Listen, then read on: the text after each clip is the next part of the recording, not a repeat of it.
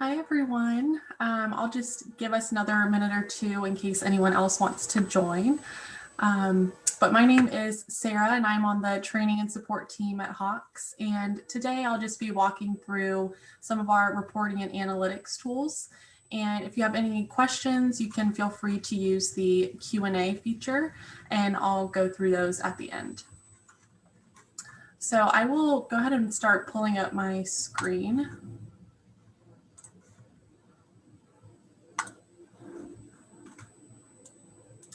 So today, looking at those reporting and analytics features, I'm going to jump into my Hawks Teach account. So this is our new instructor single sign-on platform. If you don't have yours already set up, that's no problem. You can always reach out to us and we can help with any questions there. But going ahead and jumping into one of these grade books, I'm going to head over to our reports tab. So looking at the reports tab, we do have quite a few different reports that are available to you. But what we've done is highlighted the 4 key reports that we found a lot of instructors do choose to use. And so what I'll be doing today is just basically walking through these 4 key reports. So looking at first, all student scores. This is going to provide you with an overview of how your section is performing as a whole. So what you can do here is select your specific section if you would like, and then you can select a specific student, or if you want, you can just leave it blank and display student scores. So once I have gone ahead and displayed the student scores, you'll see there's actually another option as well to choose the specific assignment type if you would like, but I just want to get that full overview of how each student is performing as a whole. And it's going to go ahead and break down all of the different assignment groups that you have set up. So by default, we have the lessons, quizzes, and tests. And then you'll see here the student's final grade will display. And a newer update that we've made is that you'll see we now have graphical displays for the student final grades. So clicking on here, you'll see we have the option of the bar chart, the pie chart, and then also a statistical analysis that will give you the median, standard deviation, and other information as well. So going ahead and expanding out these different categories, I will expand out our lessons. So as you'll see, it'll have all of the lessons that I have assigned to my course listed. And then for each student, you'll notice there's an icon. So if you're ever not sure what these icons mean, you can always choose to show legend. But basically, I'll go ahead and talk through these now.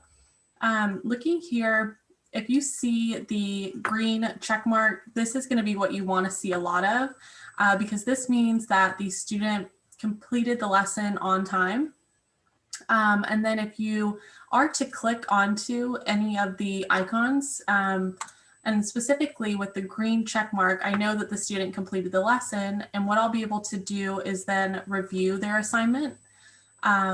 And so from here, since they have completed it, I can click review and it'll pull up that student's attempt and I can see the exact question and answer that they had submitted.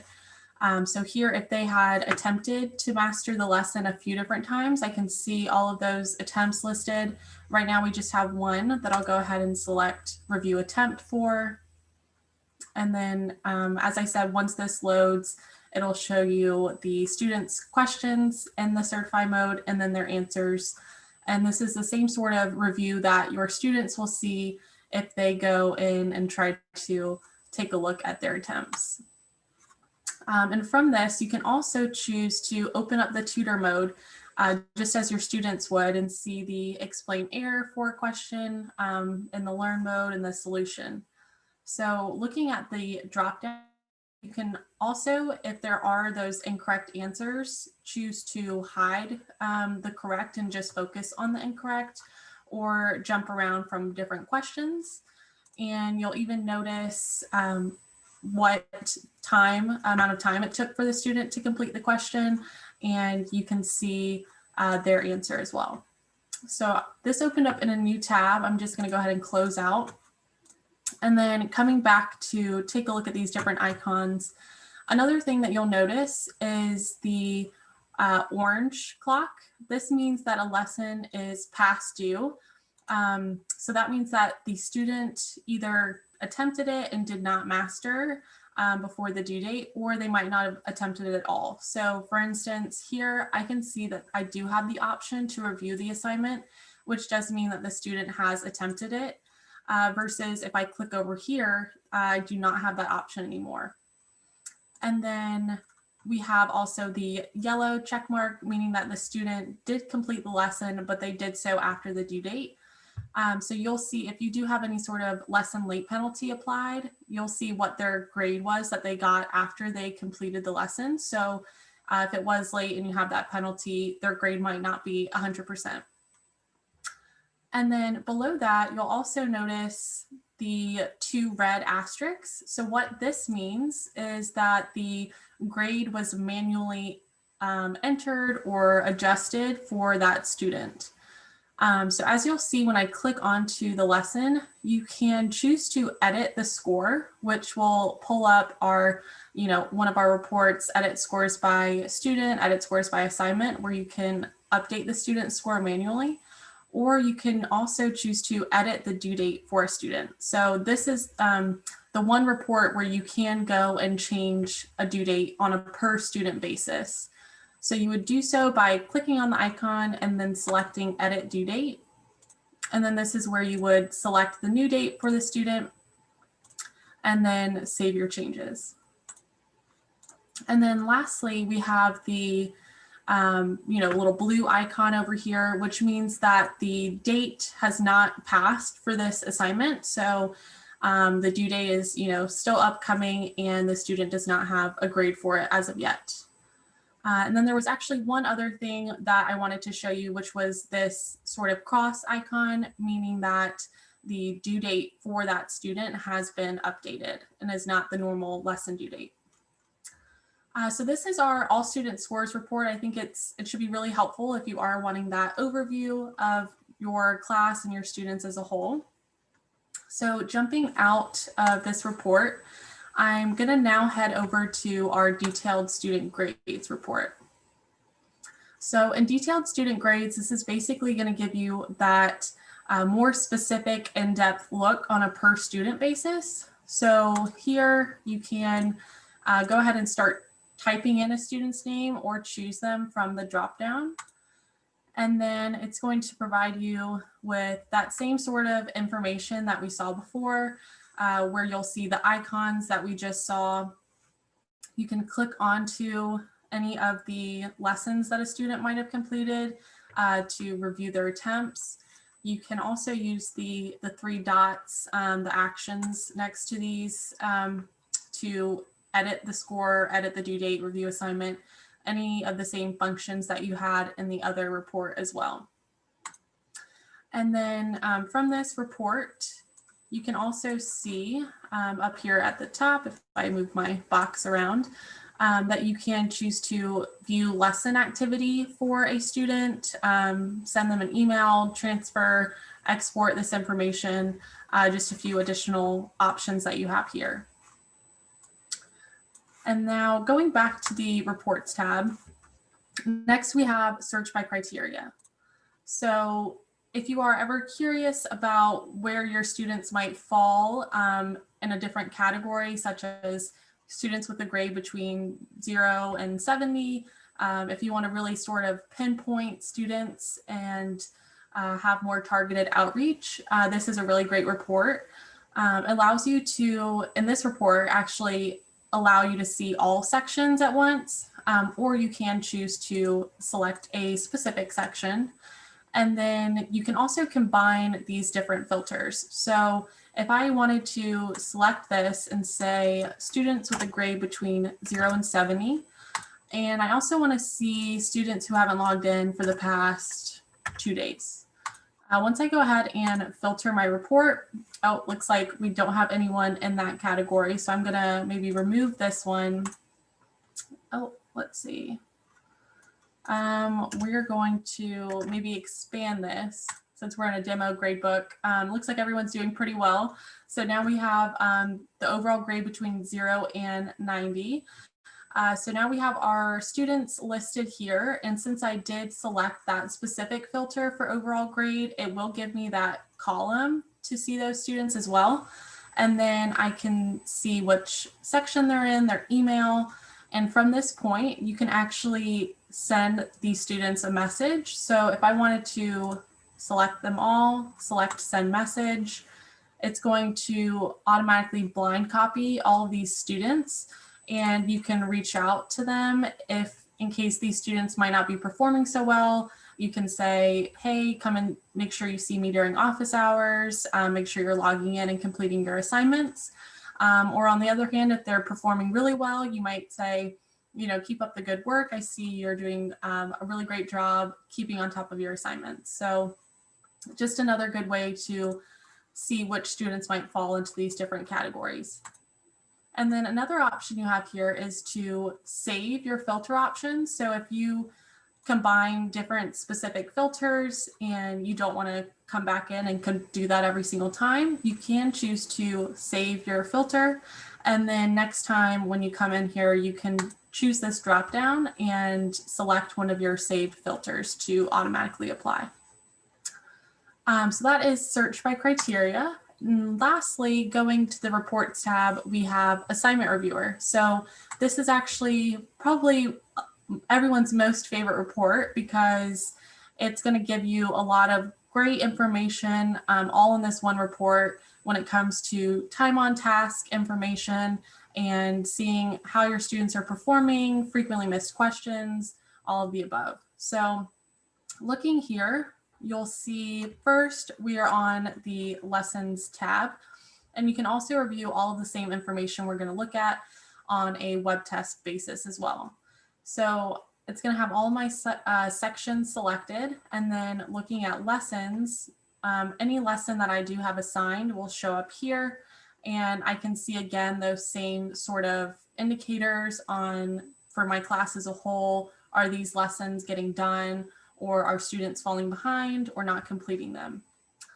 And then if you look below that, you'll see out of those students, how many have certified, and then as a class as a whole, the average amount of time that they've spent and learn, practice, and certify. So I'm just going to go ahead and click onto one of these lessons. And then this will give us a more in-depth look at lesson 1.1. And here it'll show me my list of students. I can see who has mastered, what their grade was, their number of attempts, when they completed, and then their individual time that they spent and learn, practice, and certify. And so we do always recommend to, you know, look and see, we want students to be spending more of their time in learn and practice and less in certify. So that way, you know, they're learning the material, they're practicing it. When they get to certify, they can go through that without any real problems because they took the time to learn.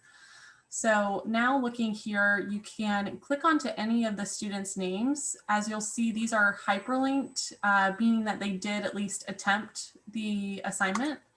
And just as we saw underneath the other report, all student scores, you can see that same option to review student attempts. And then the other option that you have here is to switch over to the analytics tab. So looking at the analytics tab, you'll see a breakdown now on a per question basis for the assignment you're looking at. So for lesson 1.1, I see the questions listed, their objective, their difficulty level, and any of these things I can go ahead and sort to see possibly the difficulty level from high to low, or look at seeing what was the most frequently missed question, and also like the average amount of time spent. So here you can also see on this chart here, it's going to show you for each question, which one was, again, the most frequently missed. And you can click onto that question here or on this bar chart and pull up a variation of what that question was. So I'll go ahead and click on number 10 as I see that that was, 50% of students got it incorrect. And then it's going to actually pull up a variation of what that question was. So it looks like it's still loading right now. Maybe let me click on a different question, see if that one will load. So here it'll pull up a variation of the question. And I know a lot of instructors like to focus on these frequently missed questions, just as maybe a best practice before an upcoming test or after the students complete the lesson, just so that way, as students might not speak up and ask questions when they get something wrong, you can take a minute or two and go through those questions that you see quite a few students are getting incorrect. And even on this analytics page, if you make sure that you are here, this doesn't have that student identifying information as you would see on the students tab. So I think that this would be something that you could pull up and share your screen during class to do. So that is our final report that we were going to look at today. Again, these are the key 4 reports that we do, recommend to check out. But as you'll see, there are quite a few other options here as well that you can pull up and take advantage of. So I hope that this was helpful for you all. And if you have any questions, definitely feel free to reach out. We have our technical support team that you can contact. Or you can reach out to your designated training and support specialist. But I'll just go ahead and check really quick and see if we had any questions come in through the Q&A. So it looks like we had a question saying, how does Isaac Newton have a 100% with having spent no time on the lessons? So this was probably the case that in this demo gradebook, Isaac's score was probably manually entered. So he didn't spend the time in the lessons, but we went ahead and gave him that score of 100. So that's a good question. And then I also will just answer another kind of frequently asked question in case this is something that you might have wondered about. So if you do assign any sort of diagnostic testing for your students, meaning that you're assigning them a certain amount of lessons, and if they reach the mastery level for those lessons in that one web test, they can actually certify out of them and not have to complete them. What you can do is utilize our diagnostic certifications report down here and be able to display a report showing you for your students if they have gone through and certified in those lessons, and be able to see based on those web tests what they tested out of or what they might still need to complete. But that looks like those are all the questions that we had for today. But as I said, if you do have anything that comes up, please let us know because we are happy to help. But thank you all for connecting with me today for this training, and we will be posting it on our blog and sending out the recording as well, so you will have this for yourself. But I hope everyone has a great rest of their day and a great start to the term. But thank you so much for joining me, and I will talk with you all later.